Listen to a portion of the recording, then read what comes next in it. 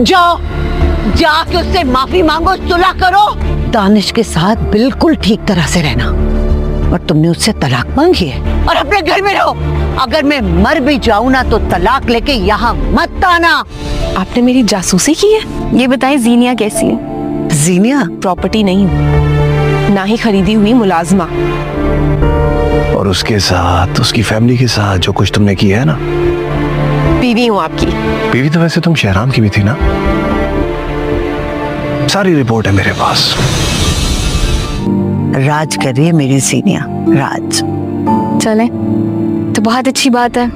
बहुत खुश है अपने घर में, उसका शौहर शहराम से ज्यादा अमीर और अच्छा है। जीनिया अब अपने अंजाम तक पहुंच चुकी है क्योंकि दानिश को अब सब कुछ मालूम हो चुका है कि जीनिया ने फरियाल और शहराम के साथ क्या कुछ किया था। जीनिया जो कुछ सोचकर दानिश की जिंदगी में आई थी वो अब अपने मकसद में कामयाब नहीं हो सकती क्योंकि दानिश को इसकी असलियत पता चल चुकी है। अब जब दानिश जीनिया से बोलेगा कि इसे सब कुछ मालूम है कि इसने कैसे फरियाल और शहराम की जिंदगी बर्बाद कर दी, तो जीनिया दानिश से बोल देगी कि इसे इससे डिवोर्स चाहिए। अब जब वो ये बात करके अपने घर वापस आएगी तो इसकी माँ इसे धक्के देकर अपने घर से बाहर निकाल देगी।